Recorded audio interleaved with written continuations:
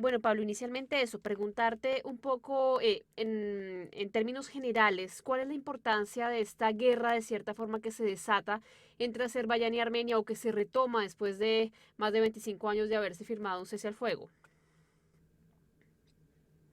Azerbaiyán y Armenia eh, tienen una historia de larga data y están en una zona geopolítica de mucha importancia.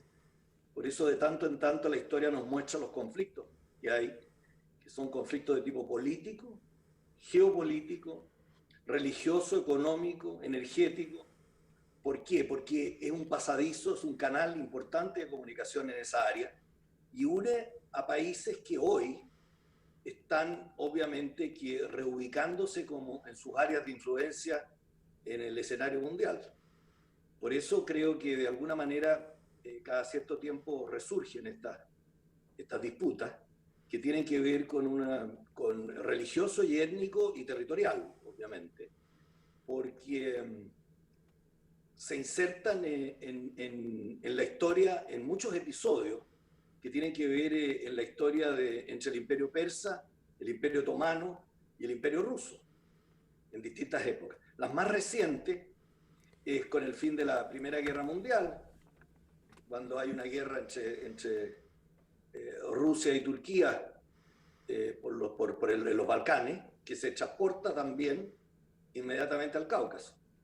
Y posteriormente, después del término de la Unión Soviética, con la independencia de Armenia nuevamente como una república y Azerbaiyán, que había sido creada como una república administrativamente por el Imperio Soviético. Y creo que la disputa étnica tiene que ver con el enclave, podríamos decir, del territorio de Nagorno-Karabaj, donde hay una población armenia muy importante y está en territorio Azerbaiyán.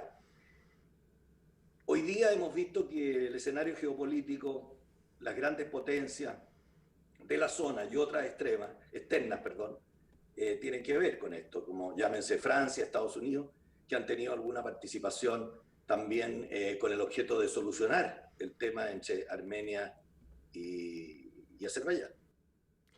Respecto, Pablo, a la participación o a los intereses que tiene Rusia y que tiene Turquía, Rusia un poco haciendo un llamado al cese al fuego inmediato, Irán también haciéndolo, pero Turquía con un discurso un poco más incendiario y poniéndose de parte de Azerbaiyán, ¿cómo se lee esta pugna territorial entre estas potencias en la región?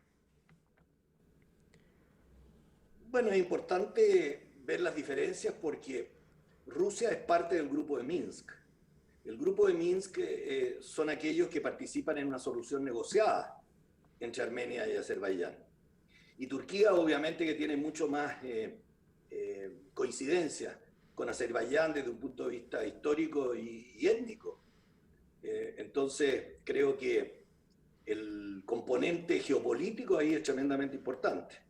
Y hoy día, obviamente que Rusia y Turquía, si bien tienen algunas diferencias, tienen algunas dependencias en lo que se refiere al petróleo y al gas, que la economía turca depende más del 60% del petróleo ruso. Entonces ahí en ese pasadizo de conexiones y corredores económicos, comerciales y corredores energéticos, hoy día en el mundo de la construcción de nuevas áreas de influencia tiene tremendamente importancia y ahí se ven las diferencias entre uno y otro.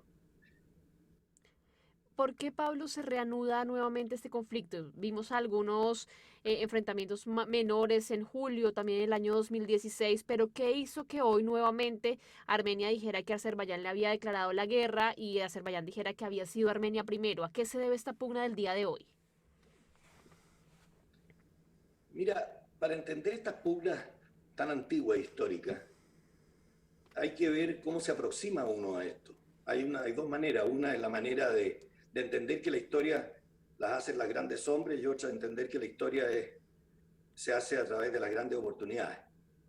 Y yo creo que este es un mundo más oriental, de visión más oriental, que creo que el momento quizás es una oportunidad para lograr algunos acuerdos cuando se ve la situación internacional más oficialmente reposada con los organismos internacionales menos activos y con algunas circunstancias que pueden ser explosivas para uno u otro país. O sea, los conflictos son artificiales o son naturales y tradicionales. Yo creo que aquí obviamente es con el objeto de mover un poco el grupo de Minsk que se inserta en la dinámica internacional que está un poquito congelada.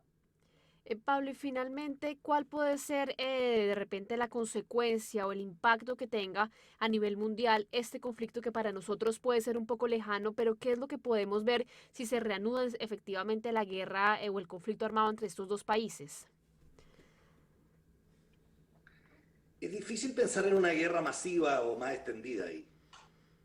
Yo creo que tiene mucho que ver con Nagorno-Karabaj, en el sentido de que los armenios entienden que es parte de su territorio y administrativamente, desde la partición entre el imperio ruso y el imperio persa, obviamente que quedó en territorio azerbaiyano. Pero los propios kabajos que habitan en esa zona no quieren ni pertenecer ni a uno ni a los otros, quieren su independencia. Y ahí está la traba del grupo de Minsk con el objeto de buscar esta paz duradera.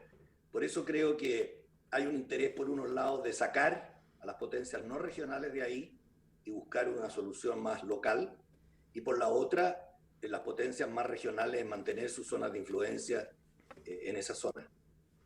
Es difícil que Rusia no participe en eso.